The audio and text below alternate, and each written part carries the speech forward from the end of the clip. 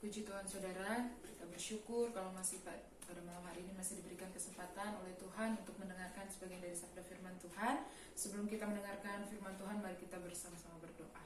Tuhan Yesus yang baik, terima kasih untuk kesempatan malam hari ini. Kalau kami boleh menikmati firman-Mu Tuhan, sebelum kami mendengarkan firman-Mu, sucikan, kuduskan hati pikiran kami, agar kami layak menerima firman-Mu. Urapi hamba-Mu yang menyampaikan firman-Mu, agar setiap firman yang ditabur dapat bertumbuh dalam kehidupan kami.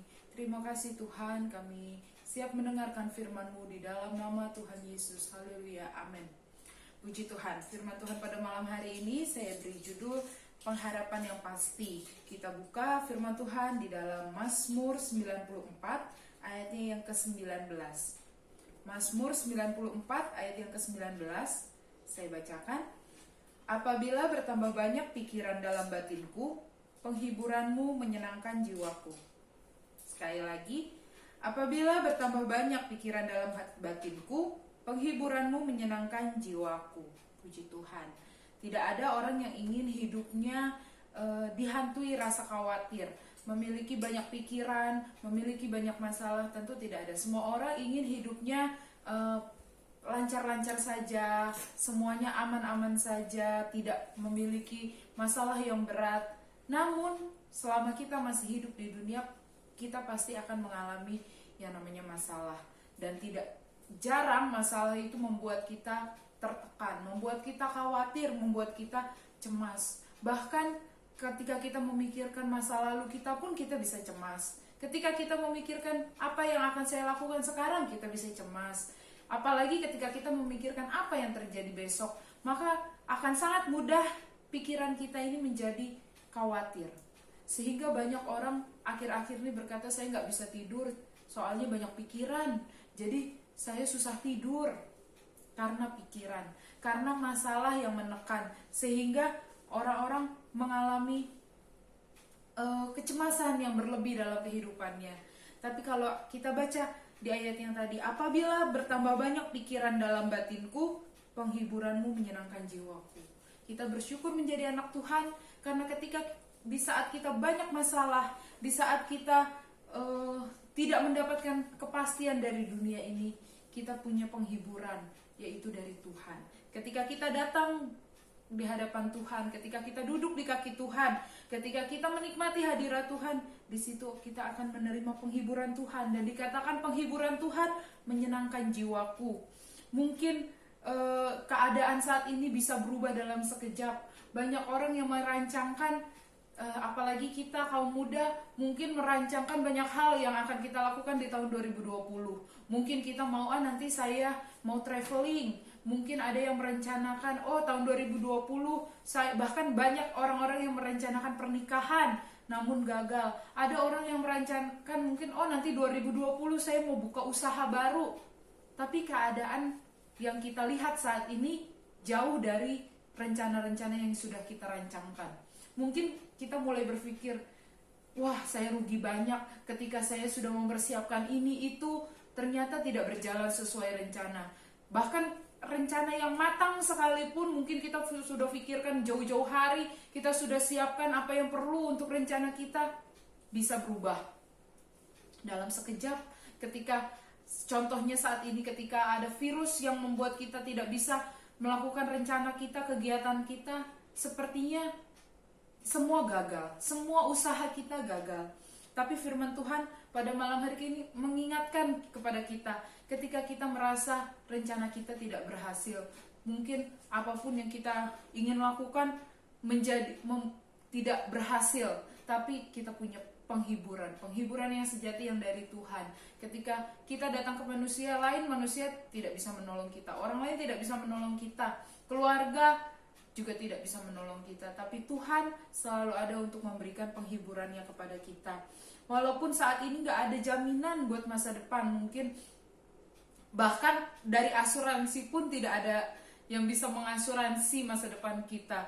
Seakan masa depan kita itu gimana ya, gelap ya, karena tidak bisa kita tentukan dari sekarang, saya besok mau begini, mau begitu. Seakan-akan udah mending gak usah bikin rencana, karena semuanya bisa berubah dalam sekejap.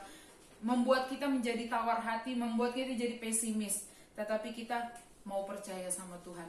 Ketika kita percaya sama Tuhan, ada jaminan untuk hidup kita. Karena Tuhan menjanjikan masa depan yang penuh harapan. Tuhan menjanjikan masa depan yang penuh harapan. Berarti walaupun tidak ada jaminan di dunia ini, tapi dalam Tuhan ada harapan. Selalu ada harapan dalam Tuhan. Mungkin saudara berpikir yang sekolah, nanti saya tahun ajaran baru lanjut sekolah gimana ya? Sedangkan sekolah-sekolah juga bingung apa akan ada tahun ajaran baru. Ada yang berkata tahun ajaran baru dimulai 2021. Tapi semua kita serahkan saja sama Tuhan. Mungkin ada yang bingung, saya kerja gimana ya? Saya lulus tahun ini tapi saya belum dapat kerjaan. Sedangkan orang yang sudah dapat kerjaan di PHK tidak bisa bekerja. Saya bagaimana ya? Kita serahkan sama Tuhan. Mungkin yang belum menikah juga berpikir, yang sudah ada calonnya, sudah ada gedungnya, sudah mempersiapkan segalanya aja bisa batal di 2020 ini menikah. Gimana saya ya? Nanti saya menikah kapan ya? Sama siapa ya? Bagaimana ya? Serahkan sama Tuhan.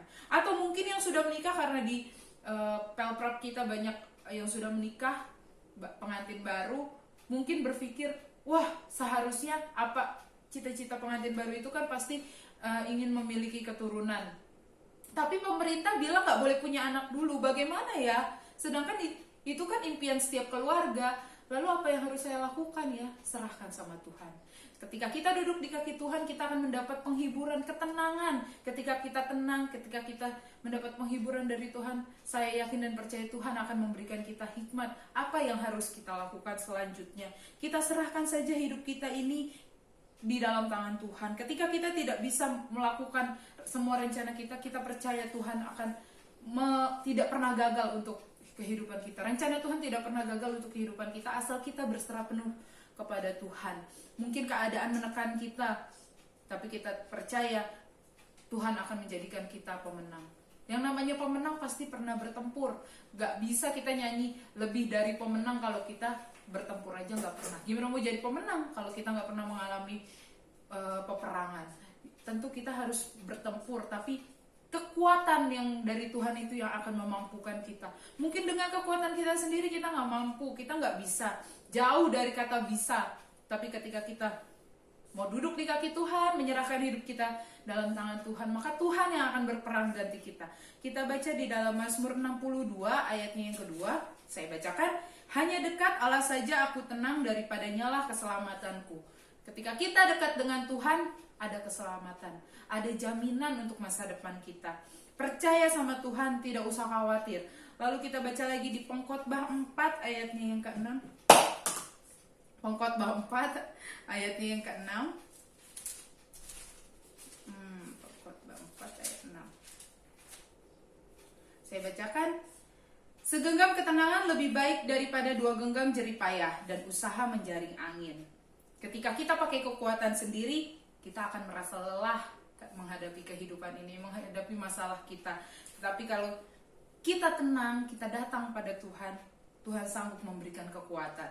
Baca lagi di dalam Yesaya 40 ayatnya yang ke-31. Tetapi orang-orang yang menanti-nantikan Tuhan mendapat kekuatan baru. Mereka seumpama raja wali yang naik terbang dengan kekuatan sayapnya. Mereka berlari dan tidak menjadi lesu. Mereka berjalan dan tidak menjadi lelah. Kalau orang berlari pasti capek. Orang berjalan pasti capek. Tapi di sini dikatakan mereka berlari dan tidak menjadi lesu. Bukan lagi diam-diam, lagi lari tapi tidak menjadi lesu. Artinya ada kekuatan yang Tuhan berikan ketika kita mengandalkan Tuhan. Kita andalkan Tuhan untuk dalam segala kehidupan kita, maka kita akan mendapatkan kekuatan itu. Kekuatan yang memampukan kita menghadapi setiap masalah. Di dalam Nahum 1 ayat yang ke-7, Tuhan itu baik, Ia adalah tempat pengungsian pada waktu kesusahan. Ia mengenal orang-orang yang berlindung kepadanya. Ketika kita berlindung kepada Tuhan, Tuhan menerima kita. Mungkin kalau kita lagi susah, banjir, kita cari orang, siapa ya, kita mengungsi kemana ya. Mungkin orang tidak akan mau menerima orang yang sedang susah mengungsi gitu kan, namanya aja mengungsi, berarti lagi mengalami kesusahan. Tapi Tuhan berbeda. Tuhan menerima kita bahkan ketika kita sedang hancur hati, ketika kita sedang kecewa, ketika kita sedang dalam kecemasan, kegelisahan, Tuhan menerima kita. Bahkan di sini dikatakan Tuhan adalah tempat pengungsian pada waktu kesusahan. Ia mengenal orang-orang yang berlindung kepadanya. Mari kita berlindung sama Tuhan. Jangan biarkan kekhawatiran, kecemasan itu mengalahkan iman kita. Tapi biar iman kita yang mengalahkan kecemasan kita. Kita ayat terakhir di dalam Mazmur 116 ayat yang ke-7. Kembalilah tenang hai jiwaku, sebab Tuhan telah berbuat baik kepadamu. Puji Tuhan. Ketika kita cemas, kita ingat kembali seperti pemazmur mengatakan, kembalilah tenang hai jiwaku. Kita katakan pada jiwa kita, kembalilah tenang. Tuhan sudah berbuat baik. Sudah begitu banyak kebaikan Tuhan yang kita rasakan. Jadi jangan sampai masalah menghalangi kita untuk mengucap syukur. Masalah menghalangi kita untuk optimis akan hari depan. Tapi biarlah ketika kita menghadapi masalah, kita mengandalkan Tuhan dan kita akan menjadi lebih dari pemenang. Kita akan mengalami kemenangan karena kita berjalan bersama Tuhan. Puji Tuhan, firman Tuhan tidak saya panjangkan. Kita tutup dalam doa. Tuhan Yesus, terima kasih untuk firman-Mu, mengingatkan kami Tuhan betapa Engkau baik. Ketika kami susah, Engkau adalah tempat pengungsian kami. Dan ketika kami datang kepadamu Tuhan, kami tidak perlu khawatir akan hari depan kami, karena Engkau menjamin hari depan kami penuh harapan di dalam Engkau. Terima kasih Tuhan untuk firman-Mu, tanamkan firman-Mu dalam kehidupan kami. Kau memberkati setiap umat-Mu yang mendengarkan firman Tuhan pada malam hari ini. Dan biarlah firman itu tidak berlalu begitu saja, tetapi dapat menjadi suluh dan pedoman dalam kehidupan kami. Terima kasih Tuhan untuk firman-Mu. Di dalam nama Tuhan Yesus kami berdoa. Amin.